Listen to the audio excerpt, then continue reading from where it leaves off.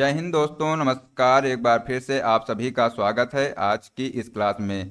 साथियों, आज की इस क्लास में आरआरबी एनटीपीसी का जो एग्ज़ाम 9 जून को हुआ था, उसमें साथियों फर्स्ट शिफ्ट, सेकेंड शिफ्ट और जो थर्ड शिफ्ट में जो क्वेश्चन पूछे गए थे उनको आज इसमें हम देखने वाले हैं। और साथियों, इस जो आगे आने वाले जो शिफ्ट हैं इसमें साथियों जिस तरह के क्वेश्चन पूछे जा सकते हैं उनको भी साथियों इस क्लास में हम लोग देखेंगे। साथियों, साथ में जो इम्पोर्टेंट फैक्ट्स हैं उनको भी हम लोग इसमें देखने वाले हैं। इसलिए साथियों, अगर आप लोगों का किसी का भी एग्ज़ाम आगे आने वाली शिफ्ट में लगा हुआ है तो दोस्तों आप लोग जो है इस क्लास को बिना स्किप किए हुए शुरू से लास्ट तक जरूर देखिएगा, क्योंकि साथियों आपको जो है इससे क्वेश्चन जरूर देखने को मिलेगा।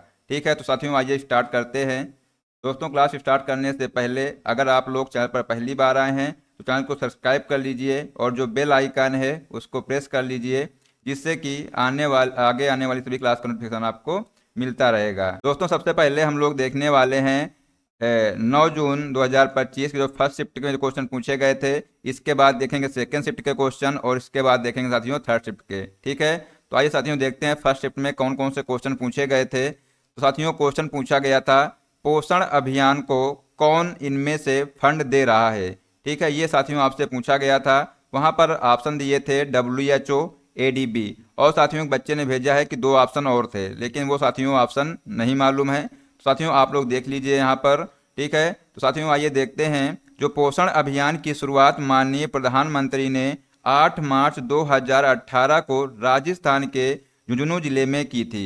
अगर साथियों जो आगे जो अभी आने वाली जो शिफ्टें हैं इनमें साथियों क्वेश्चन बन सकता है कि जो पोषण अभियान है इसकी शुरुआत कहाँ से की गई थी, तो साथियों याद रखिएगा राजस्थान के झुंझुनू जिले से इसकी शुरुआत की गई थी। इस अभियान का उद्देश्य किशोरियों, गर्भवती महिलाओं, स्तनपान कराने वाली माताओं और 0 से 6 वर्ष की आयु के बच्चों के पोषण के स्तर को सुधारना था।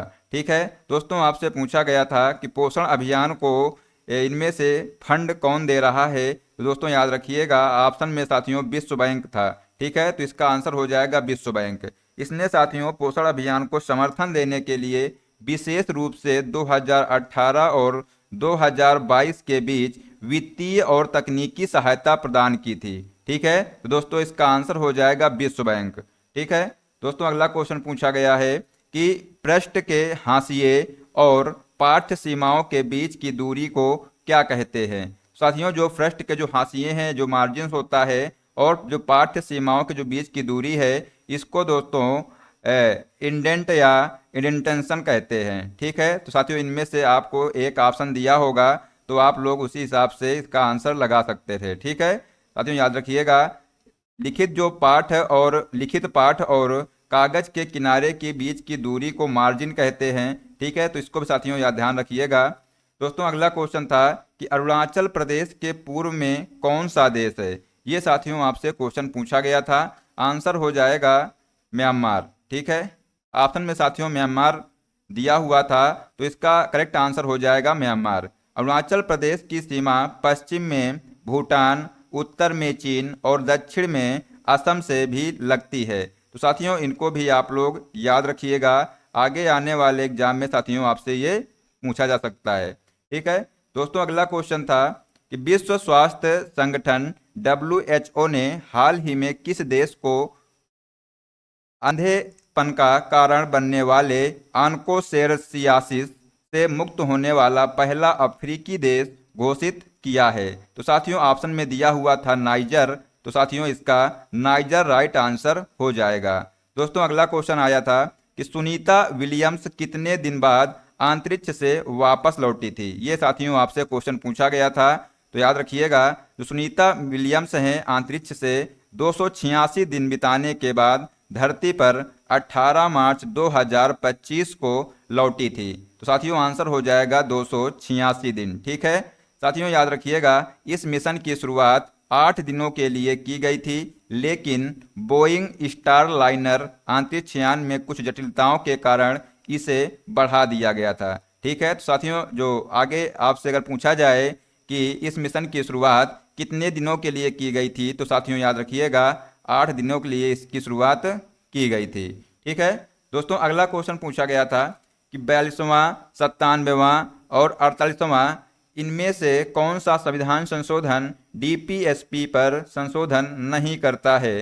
तो साथियों ऑप्शन वहां पर दिए थे 42वां, 97वां और 48वां, और साथियों एक ऑप्शन और दिया था, आप लोग उसको देख लीजिए। ठीक है, तो दोस्तों याद रखिएगा जो 42वां संविधान संशोधन है ये 1976 में किया गया था, जिसके द्वारा प्रस्तावना में समाजवादी, धर्मनिरपेक्ष और अखंडता शब्द जोड़े गए थे। साथियों याद रखना जो 1976 के 42वें संविधान संशोधन ने अनुच्छेद 39A, 43A और 48A सहित कई नए राजनीति निर्देशक के सिद्धांतों को जोड़ा गया था। ठीक है, तो साथियों ये इसका आंसर नहीं होगा।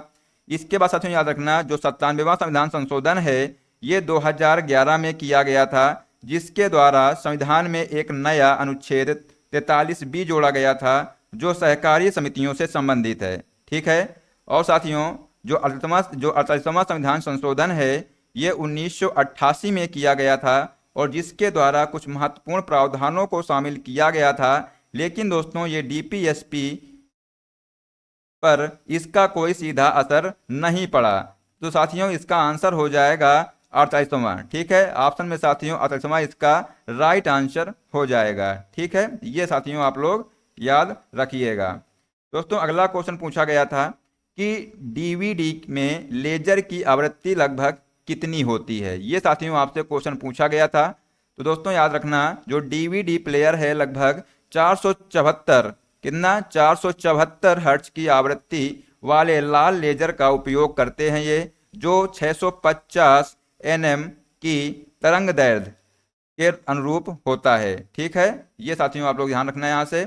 दोस्तों अगला क्वेश्चन पूछा गया है कि जब लड़के पंजाब के पारंपरिक लोक नृत्य भांगड़ा नृत्य करते हैं तो जो लड़कियां होती हैं दोस्तों वो अक्सर कौन सा नृत्य करती हैं। तो साथियों याद रखना जब लड़के भांगड़ा नृत्य करते हैं तो जो लड़कियां होती हैं वो अक्सर गिद्धा नृत्य करती हैं। साथियों ऑप्शन में दिया हुआ था गिद्धा, तो साथियों इसका राइट आंसर हो जाएगा गिद्धा नृत्य। दोस्तों याद रखना जो भांगड़ा एक पुरुष प्रधान नृत्य है जबकि जो गिद्धा है ये एक महिला प्रधान नृत्य है। गिद्धा अक्सर शादियों और अन्य समारोहों में किया जाता है। तो दोस्तों ये भी आप लोग याद रखिएगा, एग्जाम में क्वेश्चन अगर पूछा जाए कि जो गिद्धा है ये किस में किया जाता है, किस अवसर पर किया जाता है, तो दोस्तों याद रखना शादियों और अन्य समारोहों में ये किया जाता है।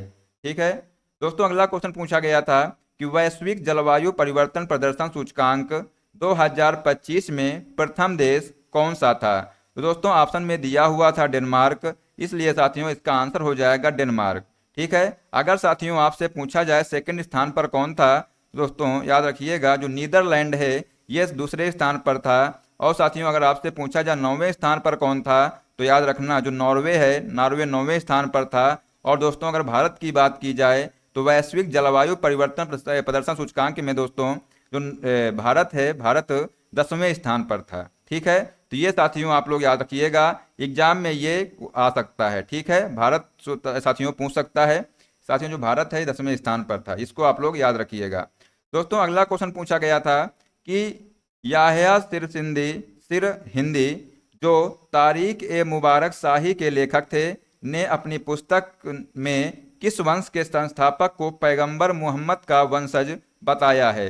तो दोस्तों ये जो है सैयद वंश के जो संस्थापक थे इनको पैगंबर मोहम्मद का वंशज बताया है, तो आंसर हो जाएगा सैयद वंश। ठीक है, दोस्तों अगला क्वेश्चन क्या पूछा गया था कि भारतीय सेना और सिंगापुर सशस्त्र बलों के बीच द्विपक्षीय अभ्यास संयुक्त सैन्य अभ्यास अग्नि वॉरियर का 13वां संस्करण कहाँ संपन्न हुआ है। तो साथियों ये आपसे पूछा गया था। दोस्तों याद रखिएगा ये अगर आपसे पूछा जाए कि ये कब संपन्न हुआ है, तो दोस्तों ये 30 नवंबर 2024 को ये संपन्न हुआ था। और कहाँ पर हुआ था, तो महाराष्ट्र के देवलाली स्थित फील्ड फायरिंग रेंज में ये संपन्न हुआ था। तो दोस्तों ऑप्शन में दिया था देवलाली, तो ऑप्शन साथियों इसका राइट आंसर हो जाएगा देवलाली, जो कि महाराष्ट्र में स्थित है। ठीक है, दोस्तों याद रखिएगा ये 28 से 30 नवंबर 2024 तक आयोजित 3 दिवसीय अभ्यास में सिंगापुर सशस्त्र बलों की टुकड़ी ने भाग लिया था। ठीक है, तो ये भी साथियों आप लोग पॉइंट याद रखिएगा। दोस्तों अगला क्वेश्चन था कि हाल ही में किस बैंक ने 90वीं वर्षगांठ समारोह को संबोधित किया है।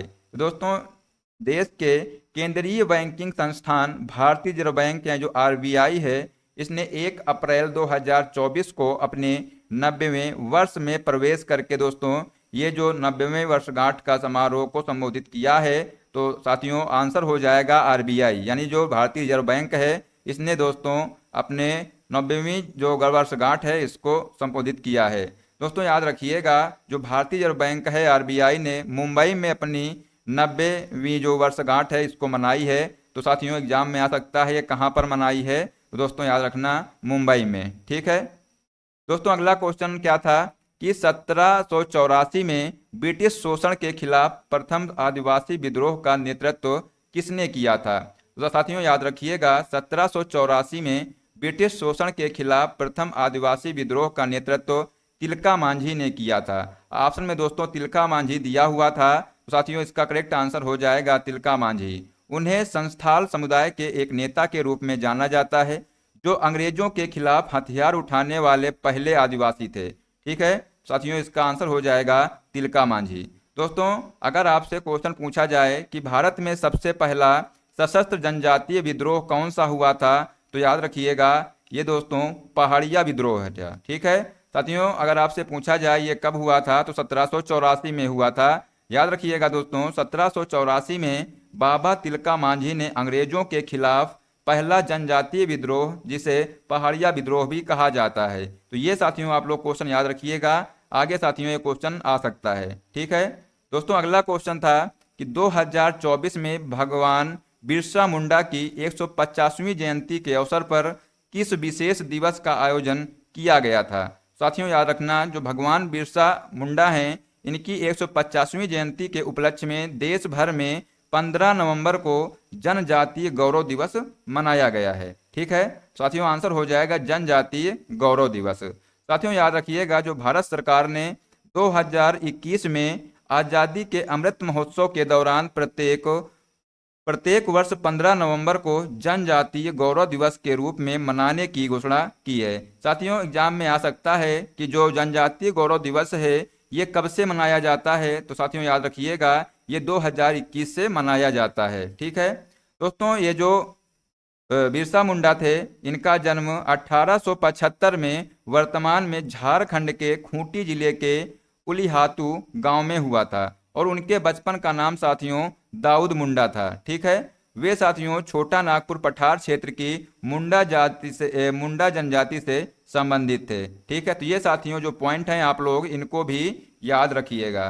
दोस्तों अगला क्वेश्चन क्या था, जब कोई नया क्षेत्र किसी देश से जुड़ता है, जैसे देश में एक नया राज्य जुड़ रहा है, तो उनकी नागरिकता की परवाह कौन करता है। तो साथियों याद रखिएगा, जब कोई क्षेत्र किसी देश में शामिल होता है तो नागरिकता के लिए जिम्मेदार केंद्रीय सरकार या संबंधित प्राधिकारी होता है। ठीक है साथियों, ऑप्शन में इन दो में से एक ऑप्शन साथियों दिया हुआ था, तो उसका राइट आंसर हो जाएगा। ठीक है, यहाँ से आप लोग देख लीजिए। दोस्तों अगला क्वेश्चन था कि भोलेनाथ तिवारी निम्नलिखित में से किस विद्रोह से संबंधित स्वतंत्रता सेनानी थे। तो साथियों याद रखना, ऑप्शन दिए थे चंपारण आंदोलन, संथाल विद्रोह, 1857 का सिपाही विद्रोह, और साथियों बारदोली सत्याग्रह। साथियों ऑप्शन में दिया था 1857 का सिपाही विद्रोह, तो साथियों इसका राइट आंसर हो जाएगा। जो भोलेनाथ तिवारी थे ये साथियों 1857 का सिपाही विद्रोह से संबंधित थे। ठीक है दोस्तों, अगला क्वेश्चन था 71वें संविधान संशोधन में 8वीं अनुसूची में कौन सी भाषा जोड़ी गई थी।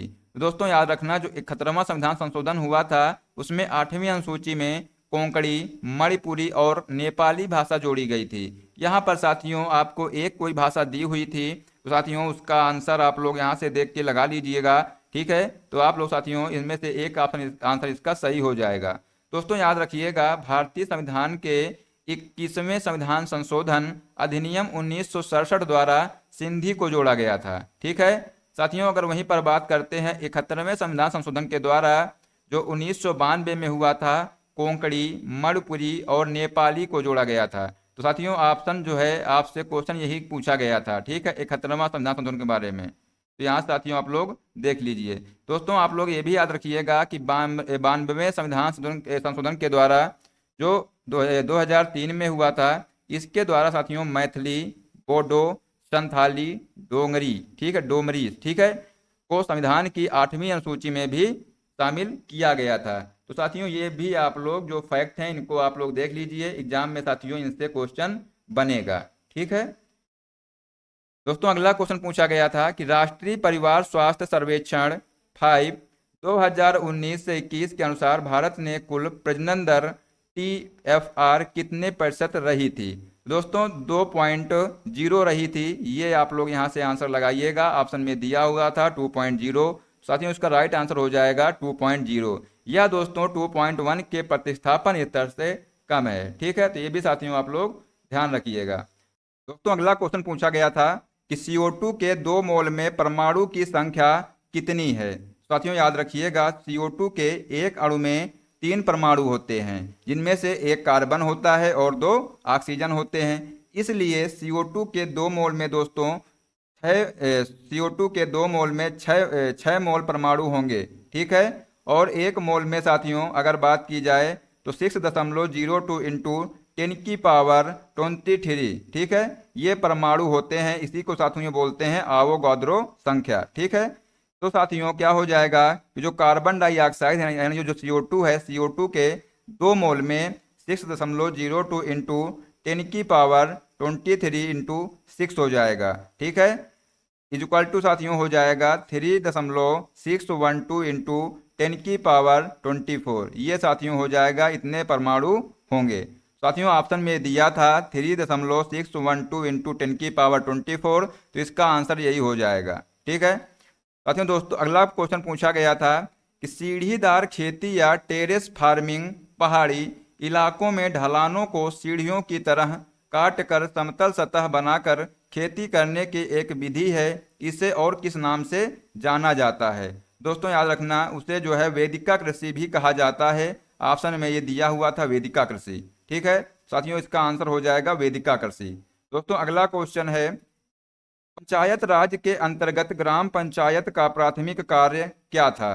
तो दोस्तों जो पंचायती राज प्रणाली है, इसके अंतर्गत ग्राम पंचायत का जो प्राथमिक कार्य है वो ग्राम स्तर पर स्वशासी निकाय के रूप में कार्य करना है, जो स्थानीय विकास और कल्याण कार्यक्रमों की योजना बनाने, उन्हें लागू करने और उनका प्रबंधन करने के लिए जिम्मेदार है। इनमें साथियों जो ऑप्शन दिया हो उसी हिसाब से आप लोग इसमें आंसर देख सकते हैं। ठीक है दोस्तों, अगला क्वेश्चन था, कृत्रिम रूप से बनाए गए तत्वों की विशेषता क्या है।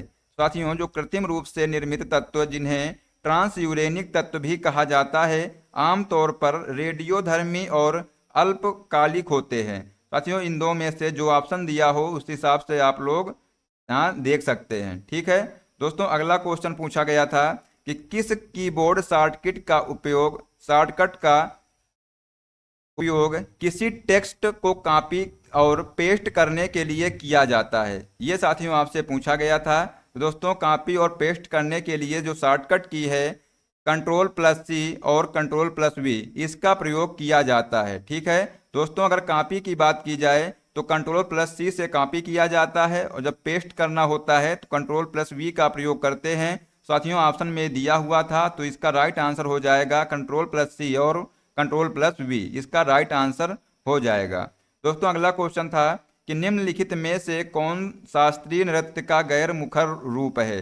दोस्तों याद रखिएगा, जो भरतनाट्यम है, भरतनाट्यम शास्त्रीय भारतीय नृत्य का एक गैर मुखर रूप है। ठीक है, तो इसको साथियों आप लोग याद रखिएगा, भरतनाट्यम इसका साथियों करेक्ट आंसर हो जाएगा। दोस्तों अगला क्वेश्चन था, MS वर्ड में एक पेज के मध्य यानी जो मीडियम मार्जिन को निम्नलिखित में से किस टैब से सेट किया जा सकता है। साथियों ऑप्शन में दिया था पेज लेआउट टैब। दोस्तों इसका राइट आंसर हो जाएगा option number B, page layout tab दोस्तों इसका करेक्ट आंसर हो जाएगा। दोस्तों अगला क्वेश्चन था कि विश्व एक्सपो 2025 13 अप्रैल 2025 से 13 अक्टूबर 2025 तक जापान के ओसाका में आयोजित किया जाएगा, जिसका विषय क्या रहा था। साथियों याद रखिएगा, जो ये विषय है इसका designing future society for our lives. ठीक है, ये साथियों इसका जो विषय था, इसको साथियों हिंदी में हमारे जीवन के लिए भावी समाज का डिजाइन करना, ये साथियों इसका विषय रहा था। ठीक है साथियों, यहाँ से इसका जो विषय है देख लीजिए, यही ऑप्शन में दिया हुआ था। साथियों इसका आंसर ये हो जाएगा। दोस्तों अगला जो क्वेश्चन था, हम डेटा को व्यवस्थित क्यों करते हैं, ये साथियों क्वेश्चन पूछा गया था। साथियों याद रखिएगा, हम डेटा को व्यवस्थित इसलिए करते हैं ताकि डेटा को व्यवस्थित और आसानी से समझा जा सके। ठीक है, तो ऑप्शन नंबर डी साथियों जिसने लगाया होगा उसका राइट आंसर हो जाएगा। दोस्तों अगला क्वेश्चन है, अंडमान की जारवा जनजाति अपने घर को किस नाम से पुकारती है। दोस्तों ऑप्शन में दिया था चाडास या चाड्डा जनजाति। ठीक है, तो साथियों इसका आंसर ये हो जाएगा चाड्डा जनजाति, साथियों इसका राइट आंसर हो जाएगा। दोस्तों अगला क्वेश्चन था, चुआर विद्रोह ये कब हुआ था, ये पूछा गया था। तो दोस्तों याद रखिएगा 1798 और 99 में साथियों ये विद्रोह हुआ था। ऑप्शन में साथियों ये दिया हुआ था, तो इसका राइट आंसर हो जाएगा 1798 और 99 में दोस्तों चुआर विद्रोह हुआ था।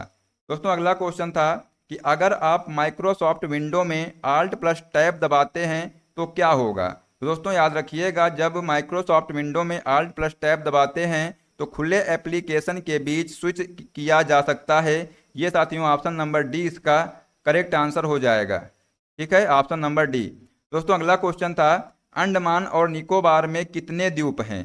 दोस्तों याद रखिएगा, जो अंडमान और निकोबार द्वीप समूह में लगभग 572 द्वीप हैं, जिनमें से सिर्फ 38 पर स्थायी रूप से लोग रहते हैं। यह द्वीप दोस्तों समूह दो प्रमुख द्वीप समूह से मिलकर के बना है, अंडमान द्वीप समूह और निकोबार द्वीप समूह।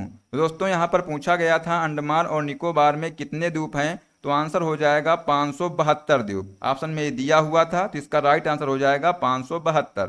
ठीक है, 9 जून 2025 सेकेंड शिफ्ट में जो क्वेश्चन पूछे गए थे उनको दोस्तों इसमें हम लोग देखने वाले हैं। क्वेश्चन था इसमें कि निम्नलिखित में से कौन चालुक्य वंश के संस्थापक थे, ये साथियों आपसे पूछा गया था। तो दोस्तों याद रखिएगा, चालुक्य वंश के संस्थापक पुलकेशिन प्रथम थे, ये ऑप्शन में दिया हुआ था। ठीक है दोस्तों, जो पुलकेशिन प्रथम ने 543 ईस्वी में चालुक्य वंश की स्थापना की और बादामी यानी जो वर्तमान में कर्नाटक में है को अपनी राजधानी बनाया।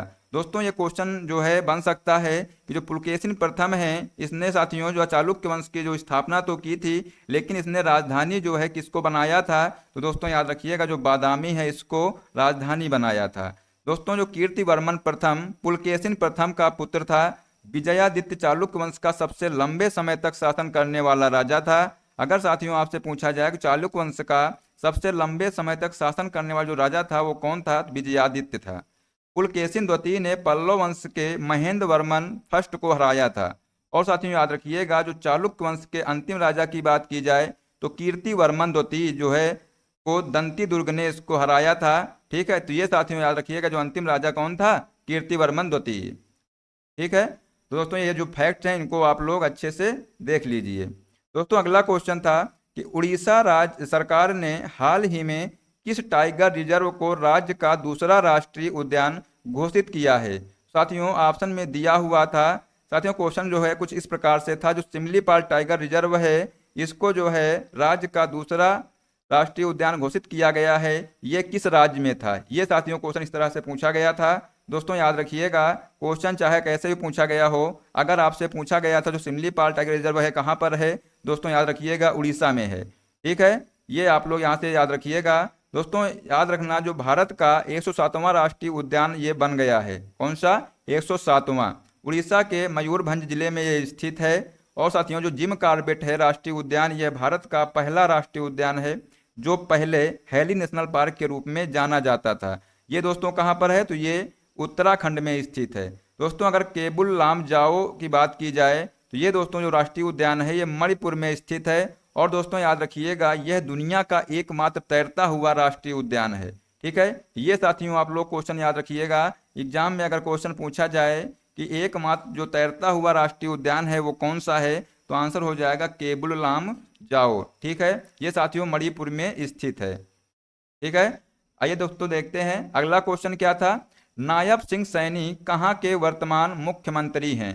दोस्तों जो नायब सिंह सैनी हैं ये हरियाणा के 11वें मुख्यमंत्री हैं। और साथियों राज्यपाल बंडारू दत्तात्रेय हैं। ये साथियों आप लोग याद रखिएगा। अगर आपसे पूछ लिया जाए कि जो हरियाणा के जो राज्यपाल हैं वो कौन हैं, तो दोस्तों याद रखिएगा बंडारू दत्तात्रेय।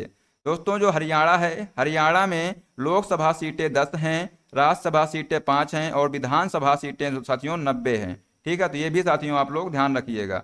दोस्तों अगला क्वेश्चन पूछा गया था कि दिल्ली में बीजेपी की सरकार कितने साल बाद जीती है और कितने सीटों से। दोस्तों याद रखना, जो भारतीय जनता पार्टी यानी जो भाजपा है ने 70 में से 48 सीटों पर जीत हासिल की और इस प्रकार 27 वर्षों के बाद केंद्र शासित प्रदेश दिल्ली की सत्ता में वापसी हुई। ठीक है, तो ये साथियों आप लोग यहाँ से देख लीजिएगा। दोस्तों अगला क्वेश्चन पूछा गया था कि भारतीय पुनर्जागरण के जनक के रूप में कौन जाने जाते हैं और बंगाल पुनर्जागरण आंदोलन में महत्वपूर्ण भूमिका भी निभाई थी। दोस्तों इनका नाम है राजा राम मोहन राय। ठीक है, ये साथियों ऑप्शन में दिया हुआ था। इसका राइट आंसर हो जाएगा राजा राम मोहन राय। दोस्तों अगला क्वेश्चन था कि मेंडलीफ ने तत्वों को उनकी गुणात्मक विशेषताओं के आधार पर किस दिशा में व्यवस्थित किया था। तो साथियों जो मेंडलीफ हैं, मेंडलीफ ने तत्वों को उनकी गुणात्मक विशेषताओं के आधार पर केवल ऊर्ध्वाधर रूप में साथियों व्यवस्थित किया था। तो साथियों इसका आंसर हो जाएगा ऑप्शन नंबर बी। दोस्तों इसका राइट आंसर हो जाएगा कौन सा, ऑप्शन नंबर बी। ठीक है, दोस्तों अगला क्वेश्चन था 1985 का नागरिकता अधिनियम किस राज्य या केंद्र शासित प्रदेश के अधिनियम से संबंधित है। दोस्तों याद रखिएगा, जो 1985 का जो नागरिकता संशोधन अधिनियम है, विशेष रूप से इसकी धारा 6A असम समझौते के परिणाम स्वरूप लाया गया था। ठीक है, और साथियों यह जो है असम में बांग्लादेश से आने वाले कुछ प्रवासियों को नागरिकता प्रदान करता है।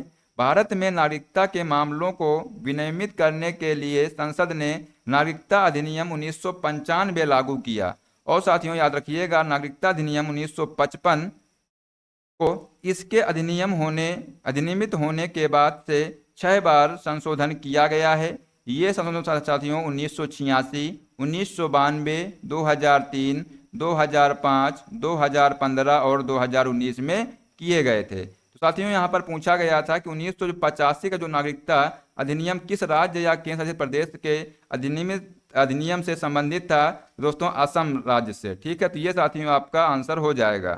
दोस्तों एक पॉइंट और याद रखिएगा यहाँ पर कि जो नवीनतम संशोधन वर्ष 2019 में किया गया था, जिसके तहत जो है अफगानिस्तान, बांग्लादेश या पाकिस्तान के जो हिंदू, सिख और बौद्ध, जैन, फारसी व ईसाई समुदाय के कुछ अवैध प्रवासियों को नागरिकता प्रदान की गई, जिन्होंने 21 दिसंबर 2014 को अथवा उससे पूर्व भारत में प्रवेश किया था।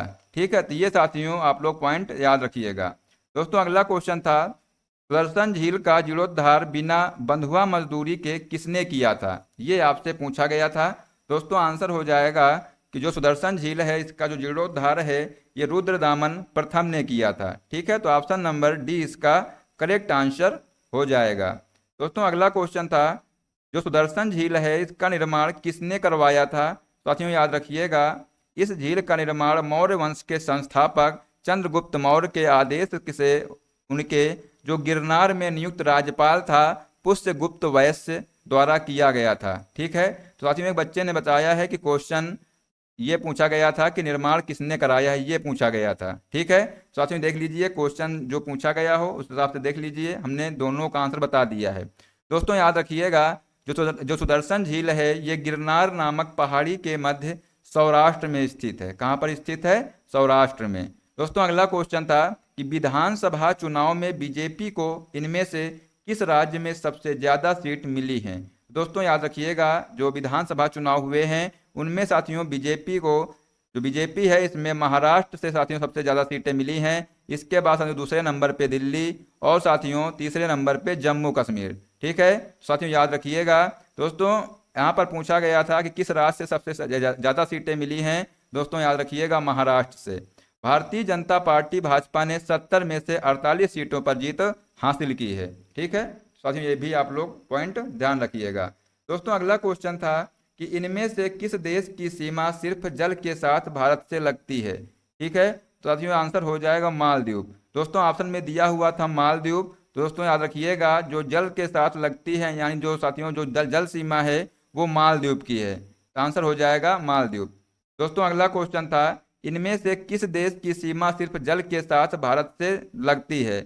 ये साथियों तो आप लोग साथियों क्वेश्चन देख लीजिए, जो क्वेश्चन रहा हो तो साथियों ऑप्शन था नेपाल, भूटान, म्यांमार या मालदीव। तो साथियों इसका आंसर हो जाएगा मालदीव दोस्तों, इसका राइट आंसर हो जाएगा। भारत के साथ जल सीमा साझा करने वाले साथियों जो देश हैं श्रीलंका और मालदीव, ये दो देश हैं। ठीक है। अगर साथियों बात की जाए थल सीमा की, तो भारत की सीमा दोस्तों 7 देशों से लगती है। वो कौन कौन से हैं? तो अफगानिस्तान, पाकिस्तान, चीन, नेपाल, भूटान, म्यांमार और बांग्लादेश, ये साथियों 7 देश हैं जिनसे भारत की सीमा लगती है। दोस्तों अगला क्वेश्चन पूछा गया था कि मेंडलीव की आवर्त सारणी में तत्वों को किस क्रम में व्यवस्थित किया गया था। साथियों याद रखिएगा, जो मेंडलीव की आवर्त सारणी है इसमें तत्वों को सापेक्ष परमाणु भार के बढ़ते क्रम में व्यवस्थित किया गया था। ठीक है। तो साथियों इसका आंसर हो जाएगा सापेक्ष परमाणु भार के बढ़ते क्रम में। दोस्तों अगला क्वेश्चन था इनमें से कौन मेघालय का भाग नहीं है। ये साथियों आपसे पूछा गया था। दोस्तों उसमें जो ऑप्शन दिए थे गारो, खासी, जयंतिया और मिकिर। साथियों इसका जो आंसर हो जाएगा ये मिकिर जनजाति असम राज्य में स्थित है। दोस्तों जो मिकिर है ये जो है मेघालय का भाग नहीं है। ठीक है। तो ये साथियों इसका राइट आंसर हो जाएगा। बाकी दोस्तों जो गारो, खासी और जयंतिया हैं ये पहाड़ियां हैं और ये कहाँ पर स्थित है? मेघालय में स्थित है। ठीक है साथियों, तो इसका राइट आंसर हो जाएगा मिकिर। दोस्तों अगला क्वेश्चन पूछा गया था कि 2024 का बुकर पुरस्कार किसने जीता है। साथियों याद रखिएगा, ब्रिटेन की सामंथा हार्वे ने अपने अंतरिक्ष आधारित लघु उपन्यास ऑर्बिटल के लिए 2024 का बुकर पुरस्कार जीता है। तो साथियों आंसर हो जाएगा समंथा हार्वे। ठीक है। दोस्तों अगला क्वेश्चन था कि भारतीय रिजर्व बैंक के 26वें गवर्नर के रूप में किसे नियुक्त किया गया है। दोस्तों ऑप्शन में दिया था संजय मल्होत्रा। ठीक है। तो साथियों राइट आंसर हो जाएगा संजय मल्होत्रा। इनका दोस्तों कार्यकाल की बात की जाए तो 11 दिसंबर 2024 से 3 वर्ष की अवधि के लिए ये इनका कार्यकाल होगा। और साथियों ये जो है शक्तिकांत दास का स्थान लेंगे। ठीक है। दोस्तों याद रखिएगा संजय मल्होत्रा दोस्तों इसका राइट आंसर हो जाएगा। दोस्तों अगला क्वेश्चन पूछा गया था कि भारत का प्रायद्वीपीय पठार निम्नलिखित में से किस भूभाग का हिस्सा है। दोस्तों ऑप्शन में दिया हुआ था गोंडवाना भूमि। ठीक है। साथियों इसका राइट आंसर हो जाएगा यही गोंडवाना भूमि। दोस्तों इसका करेक्ट आंसर हो जाएगा। दोस्तों अगला क्वेश्चन पूछा गया था कि वर्ली पेंटिंग में कलाकार मुख्य रूप से किस पेंट का उपयोग किया जाता है। दोस्तों चावल के पेस्ट और पानी के मिश्रण से बने सफेद रंग द्रव का प्रयोग करते हैं जिसे गोंद के साथ बांधा जाता है। ये पेंटिंग दोस्तों मिट्टी की दीवारों पर चित्रित की जाती है और आमतौर पर शिकार, नृत्य, बुवाई और कटाई जैसी गतिविधियों में लगी मानव आकृतियों के दृश्य को दर्शाती हैं। वारली चित्रकला दोस्तों महाराष्ट्र की वारली जनजाति के लोगों द्वारा बनाई गई आदिवासी कला की एक शैली है। ठीक है। तो ये साथियों आप लोग जो क्वेश्चंस हैं इनको आप लोग देख लीजिएगा, यहाँ से जो है क्वेश्चन आपको जरूर देखने को मिलेंगे। ठीक है। साथियों इसका आंसर हो जाएगा जो वर्ली पेंटिंग में कलाकार मुख्य रूप से किस पेंट का उपयोग किया करते थे। दोस्तों याद रखिएगा चावल के पेस्ट और पानी के मिश्रण से जो बने सफेद रंग द्रव का प्रयोग करते थे। ठीक है। दोस्तों अगला क्वेश्चन पूछा गया था हाल ही में राष्ट्रीय समुद्री खेलों 2025 का उद्घाटन कहाँ हुआ था। साथियों याद रखिएगा जो हाल ही में जो राष्ट्रीय समुद्री खेल हैं इनका जो उद्घाटन 2025 में मुंबई में हुआ था। भारतीय ओलंपिक संघ के जो अध्यक्ष हैं पद्मश्री डॉक्टर पीटी उषा ने नवी मुंबई में स्थित भारतीय समुद्री विश्वविद्यालय में राष्ट्रीय समुद्री खेल 2025 का उद्घाटन किया है। दोस्तों अगर आपसे पूछा जाए कि ये कहाँ पर किया गया है तो याद रखिएगा जो नवी मुंबई में जो स्थित भारतीय समुद्री विश्वविद्यालय है यहाँ पर इसका उद्घाटन किया गया है। दोस्तों ये पॉइंट भी आप लोग याद रखिएगा। दोस्तों अगला क्वेश्चन था नीति आयोग ने अपने एसडीजी इंडेक्स 2023-24 में निष्पादक श्रेणी को कितना अंक दिया है। तो दोस्तों याद रखिएगा जो निष्पादक श्रेणी है इसको 50 से 64 जो अंक है ये दिया है।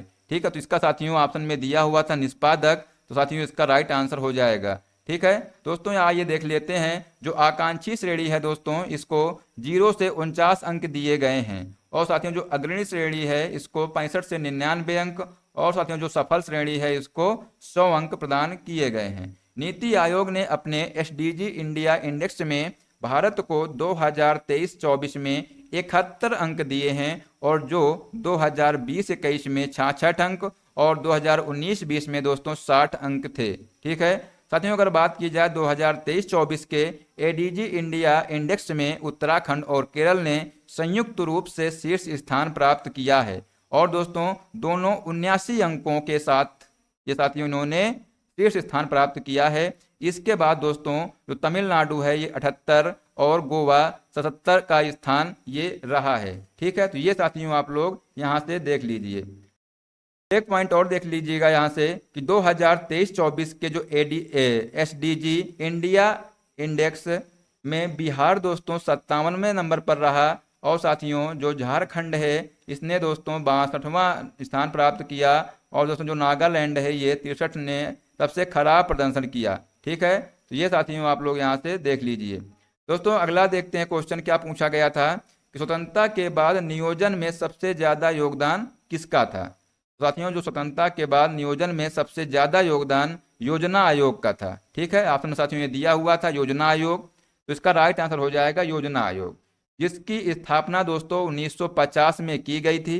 योजना आयोग ने भारत के विकास के लिए पंचवर्षीय योजनाओं का निर्माण किया जो भारत की आर्थिक और सामाजिक विकास की दिशा में महत्वपूर्ण योगदान रहा है।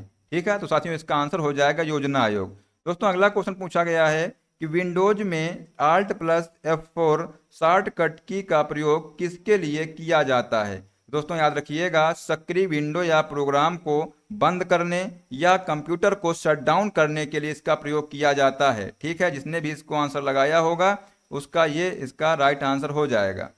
दोस्तों अगला क्वेश्चन क्या पूछा गया है कि राष्ट्रीय विकास परिषद की स्थापना कब हुई थी। दोस्तों ये आपसे क्वेश्चन पूछा गया था, तो याद रखिएगा 6 अगस्त 1952 दोस्तों जिसने आंसर लगाया होगा उसका साथियों ये करेक्ट आंसर हो जाएगा।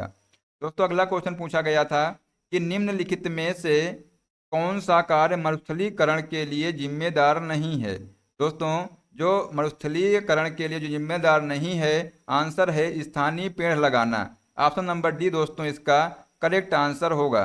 ठीक है दोस्तों, आगे क्या क्वेश्चन आया था, धंसे हुए रंध्र में डैश पाया जाता है, ये साथियों आपसे पूछा गया था। तो याद रखिएगा धंसे जो साथियों जो रंध्र होते हैं, रंध्र छोटे छिद्र होते हैं, ये पॉइंट पहली बात तो आप लोग याद रखिएगा। जो पौधों के एपिडर्मिस में होते हैं, प्रत्येक रंध्र 2 किडनी या बीन के आकार के एपिडर्मल कोशिकाओं द्वार कोशिकाओं से घिरा रहता है। साथियों याद रखना जो रंध्र जड़ों को छोड़कर पौधे के किसी भी भाग पर हो सकते हैं। द्वार कोशिकाओं को ढकने वाली एपिडर्मल कोशिकाओं को सहायक कोशिकाएं या सहयोगी कोशिकाएं कहा जाता है। रंध्र दोस्तों जीरोफाइट्स में पाए जाते हैं। The epidermis of plant leaves, ये साथियों पत्तियों में पाए जाते हैं। रंध्र आमतौर पर पौधों की पत्तियों में विशेषकर निचली सतह पर ये पाए जाते हैं। ये साथियों आप लोग यहाँ से ध्यान रखिएगा। दोस्तों आगे क्या क्वेश्चन पूछा गया था, समांतर सरकार जिसे प्रति सरकार भी कहा जाता है की स्थापना 1943 में कहाँ हुई थी। दोस्तों याद रखिएगा 1943 में महाराष्ट्र के सारा जिले में पत्री सरकार के नाम से एक समानांतर सरकार की स्थापना हुई थी और इसका नेतृत्व दोस्तों नाना पाटिल ने किया था। किसने किया था, नाना पाटिल ने। दोस्तों आंसर हो जाएगा, पूछा गया है कहाँ हुई थी, दोस्तों आंसर हो जाएगा महाराष्ट्र। ठीक है, ऑप्शन में ये दिया था महाराष्ट्र।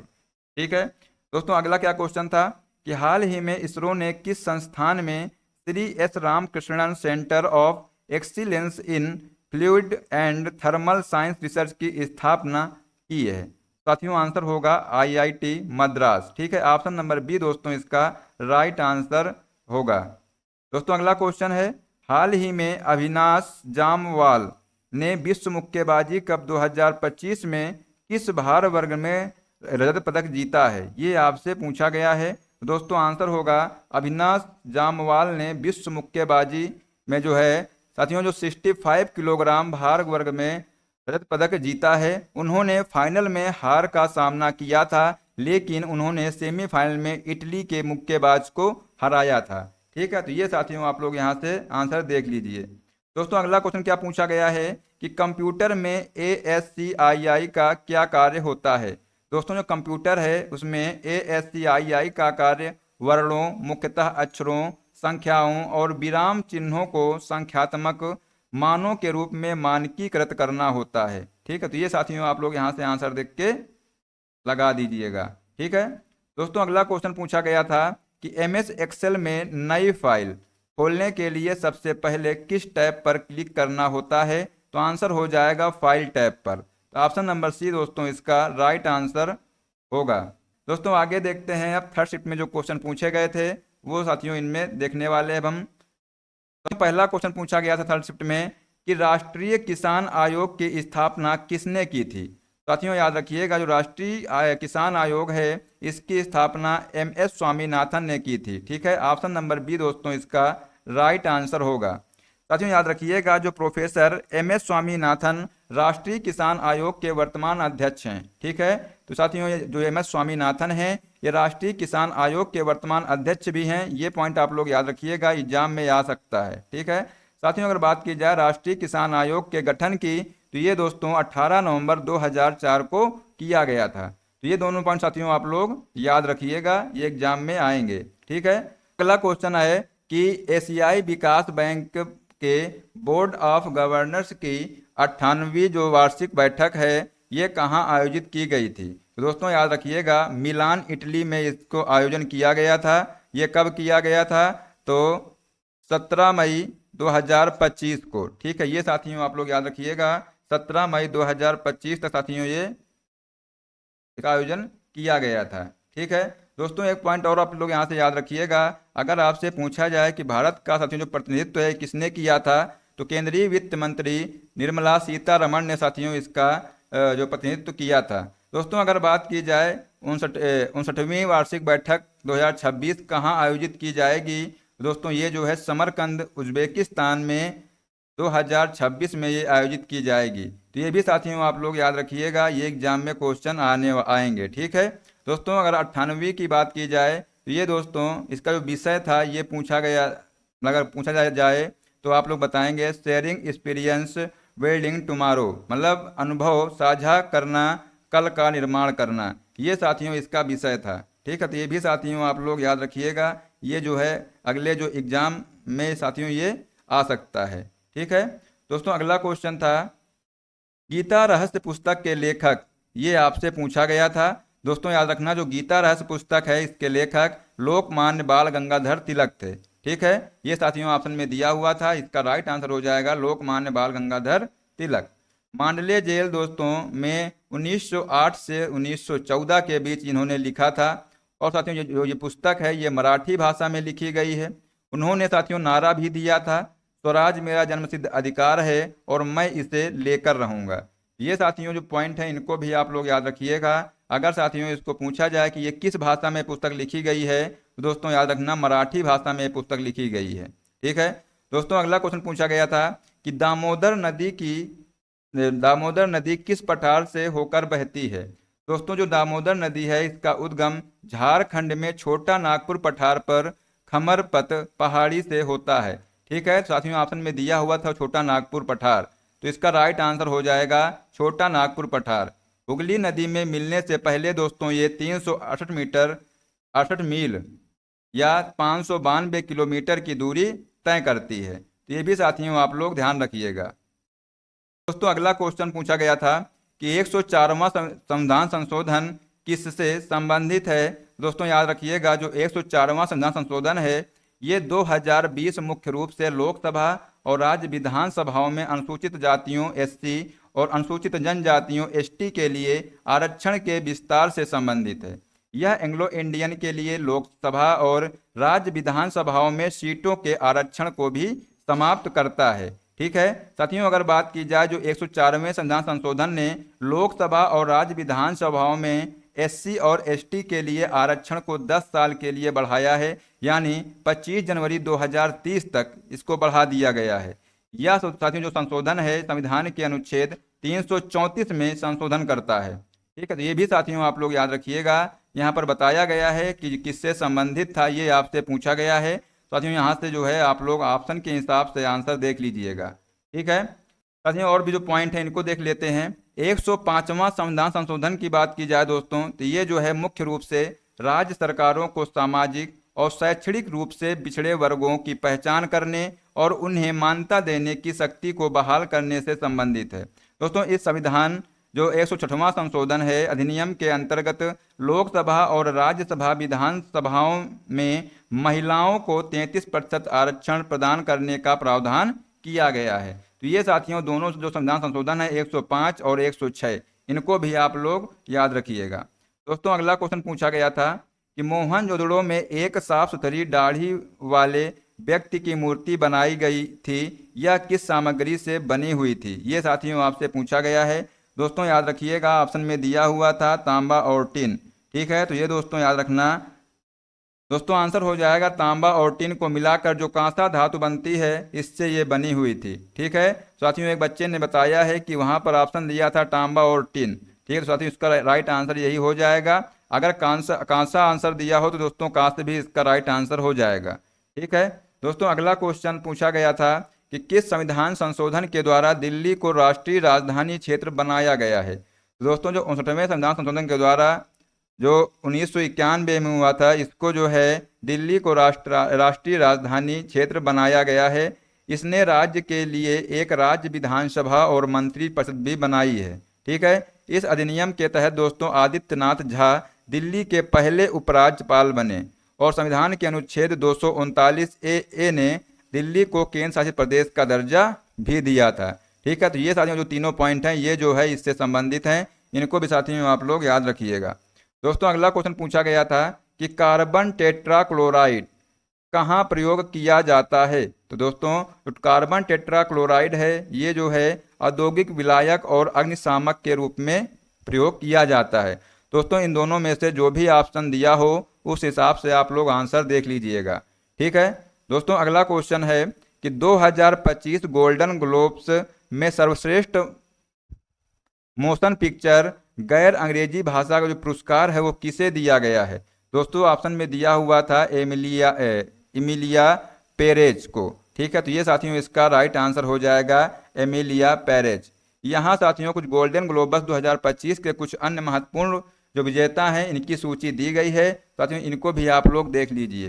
दोस्तों अगर क्वेश्चन में एग्जाम में अगर पूछा जाए कि सर्वश्रेष्ठ मोशन पिक्चर जो ड्रामा है ये किसको दिया गया है, तो द ब्रूट लिस्ट को ये दिया गया है।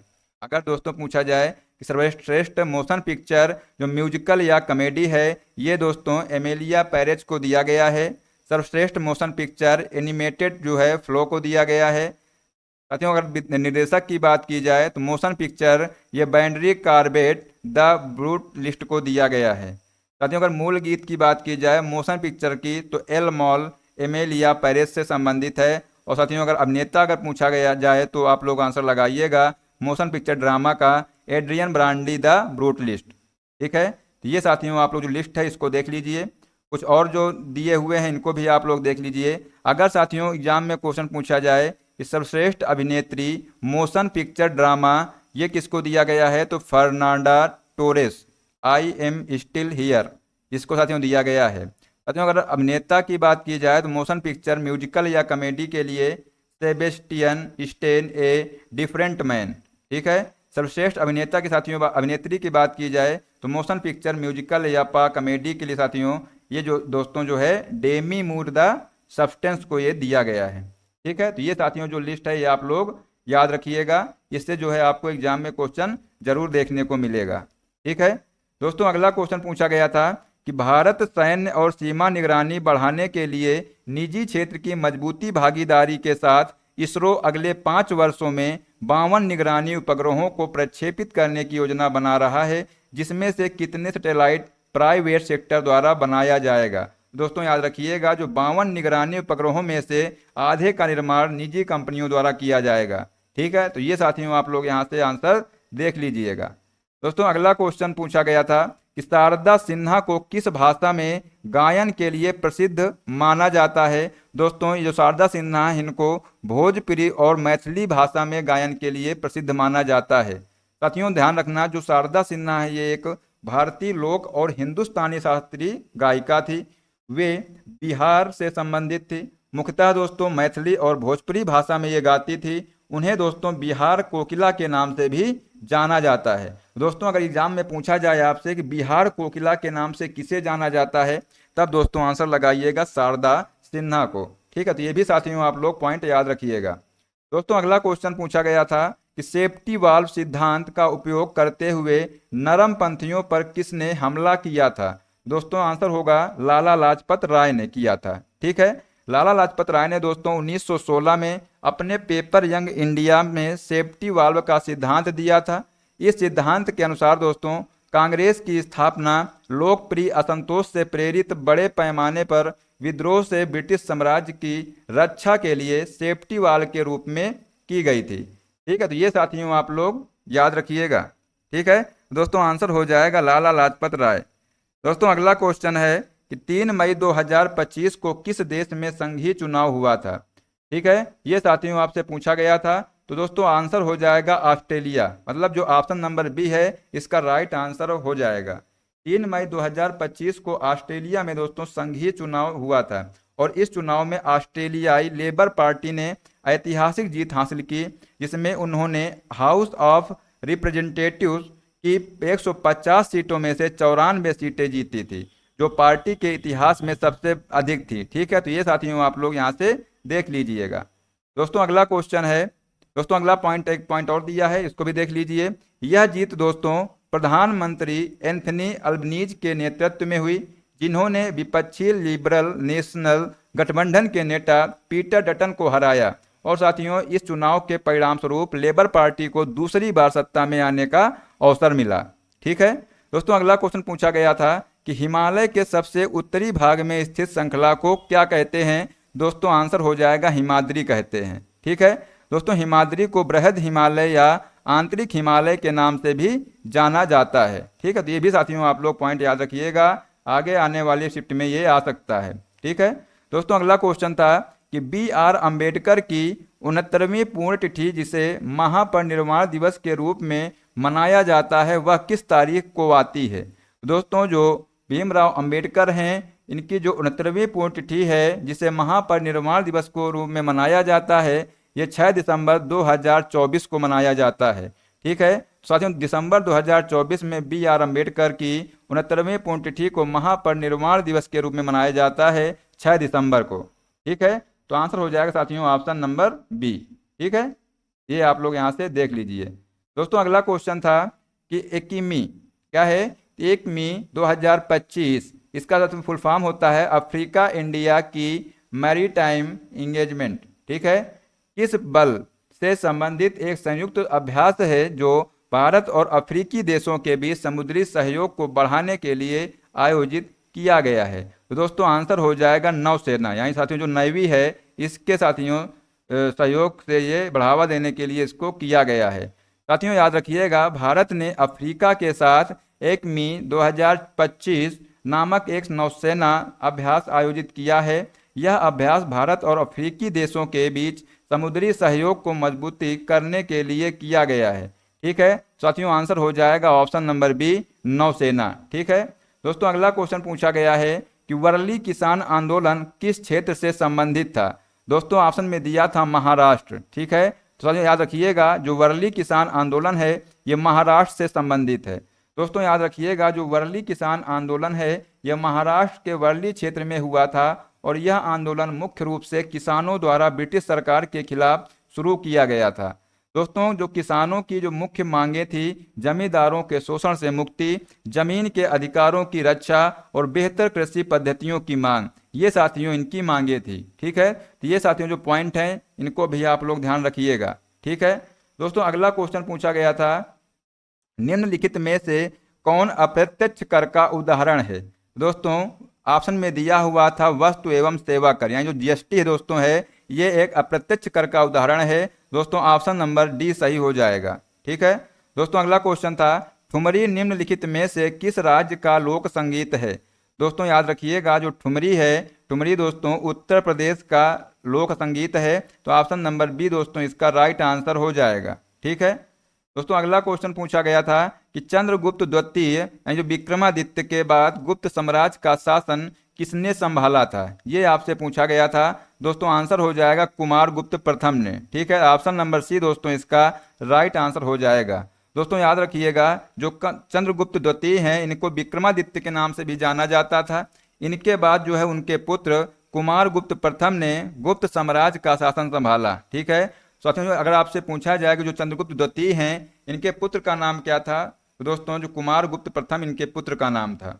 ठीक है दोस्तों, अगला क्वेश्चन क्या पूछा गया था कि 1773 के रेगुलेटिंग एक्ट के अनुसार मद्रास और बॉम्बे की प्रेसिडेंसी किसको रिपोर्ट करती थी। तो दोस्तों आंसर हो जाएगा बंगाल के गवर्नर जनरल को। ठीक है, तो ऑप्शन नंबर सी दोस्तों इसका राइट आंसर हो जाएगा, बंगाल का गवर्नर जनरल। ठीक है दोस्तों, अगला क्वेश्चन पूछा गया था कि निम्नलिखित में से किस अनुच्छेद में राज्य के नीति निर्देशक तत्वों डीपीएसपी के अनुप्रयोग का उल्लेख किया गया है। दोस्तों याद रखिएगा, अनुच्छेद 37 दोस्तों ऑप्शन नंबर 20 का राइट आंसर हो जाएगा। जो अनुच्छेद 37 दोस्तों यह स्पष्ट करता है कि नीति निर्देशक तत्व न्यायालयों द्वारा परिवर्तनीय नहीं है, लेकिन ये राज्य के लिए शासन के सिद्धांतों के रूप में माने जाते हैं। ठीक है साथियों, इसका ऑप्शन नंबर 20 का राइट आंसर हो जाएगा। ठीक है दोस्तों, अगला क्वेश्चन पूछा गया था कि शक शासक जिन्हें स्किथियन भी कहा जाता है ये किस क्षेत्र से आए थे। दोस्तों ऑप्शन में दिया था मध्य एशिया। ठीक है, तो ऑप्शन नंबर सी दोस्तों इसका राइट आंसर हो जाएगा, ये मध्य एशिया से आए थे। ठीक है दोस्तों, अगला क्वेश्चन था कि अस्मिता क्या है, अस्मिता ऋण योजना किस बैंक द्वारा शुरू की गई एक विशेष ऋण योजना है। साथियों याद रखिएगा, जो अस्मिता ऋण योजना है ये भारतीय स्टेट बैंक या जो एसबीआई के द्वारा ये शुरू की गई एक विशेष ऋण योजना है। दोस्तों याद रखना, जो महिला उद्यमियों को अपने कारोबार का विस्तार करने में सहायता के लिए भारतीय स्टेट बैंक ने एसबीआई अस्मिता लॉन्च किया है। ठीक है, तो ये साथियों आप लोग याद रखिएगा, ऑप्शन नंबर सी दोस्तों इसका राइट आंसर होगा।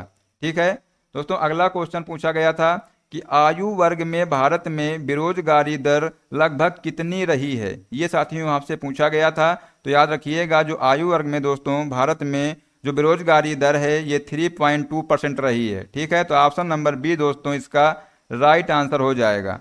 ठीक है दोस्तों, याद रखिएगा, जो पीरियोडिक लेबर फोर्स सर्वे है PLFS के अनुसार साथियों वर्ष 2022-23 में 15 वर्ष और उससे अधिक आयु वर्ग के लोगों के बीच भारत की वार्षिक बेरोजगारी दर थी ये 3.2% रही है। ठीक है साथियों, आंसर हो जाएगा ऑप्शन नंबर बी।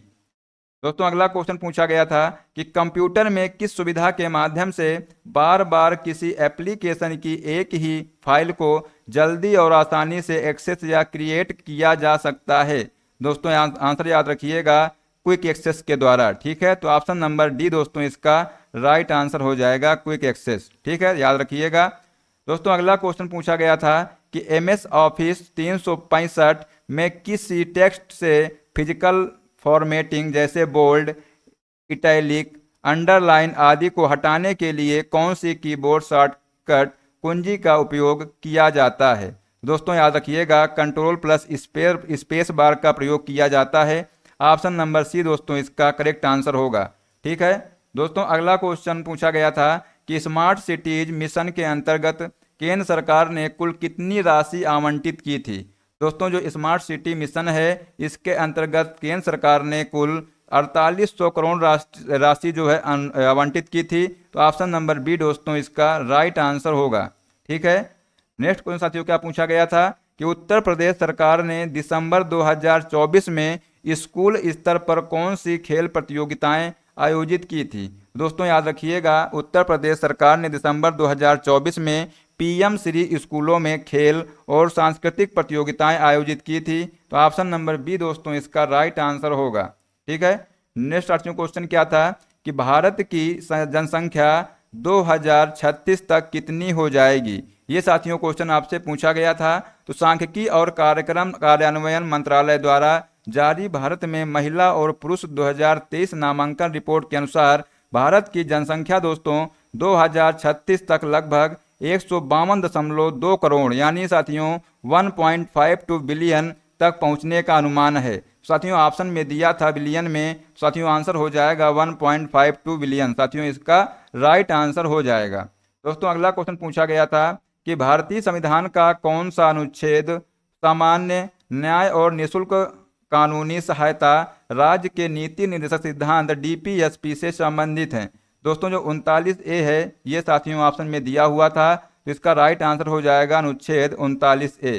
ठीक है दोस्तों, क्वेश्चन पूछा गया था कि इनमें से कौन कंप्यूटर के सीपीयू का भाग नहीं है, ये साथियों आपसे पूछा गया था। दोस्तों याद रखिएगा, जो सीपीयू है, सीपीयू का फुल फॉर्म होता है सेंट्रल प्रोसेसिंग यूनिट। ठीक है साथियों, जो कंप्यूटर का ब्रेन भी इसको कहा जाता है। ठीक है, अगर आपसे पूछा जाए कि सीपीयू को जो है क्या कहा जाता है, तो कंप्यूटर का ब्रेन कहा जाता है। साथियों जो सीपीयू है, सीपीयू को 3 मुख्य घटकों एएलयू, कंट्रोल यूनिट यानी सीयू, और साथियों जो रजिस्टर में इसको विभाजित किया गया है।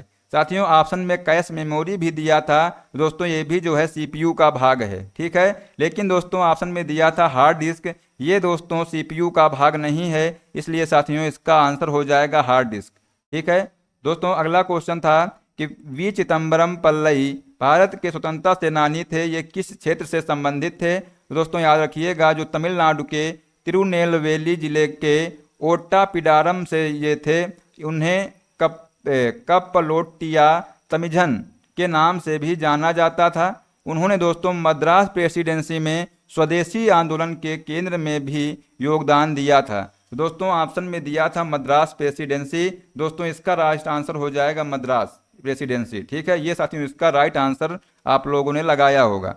दोस्तों अगला क्वेश्चन पूछा गया था, मिश्नर द्रव कैसे अनुचुंबकीय या लौह चुंबकीय व्यवहार करता है। तो दोस्तों जो सुपर कंडक्टर जो मिश्नर अवस्था में आदर्श रूप से डायमैग्नेटिक होते हैं। फंसे हुए चुंबकीय प्रवाह के कारण जो दोस्तों ये पैरामैग्नेटिक व्यवहार भी प्रदर्शित कर सकते हैं। ठीक है साथियों, जो भी ऑप्शन में दिया रहा हो उस हिसाब से साथियों आप लोग यहाँ से आंसर देख लीजिएगा। ठीक है, तो साथियों हमने जो है आज इस क्लास में 9 जून का जो एग्ज़ाम हुआ था फर्स्ट, सेकंड और थर्ड शिफ्ट में, हमने सारे क्वेश्चन को साथियों इसमें देख लिया है। ठीक है, तो साथियों आशा करते हैं आपको क्लास पसंद आई होगी, इसलिए साथियों आप लोग क्लास को ज़्यादा से ज़्यादा शेयर कर दीजिए, और अगर अभी तक चैनल को सब्सक्राइब नहीं किया है तो सब्सक्राइब कर लीजिए। ठीक है साथियों, मिलते हैं साथियों नेक्स्ट क्लास में। जय हिंद, जय भारत, वंदे मातरम।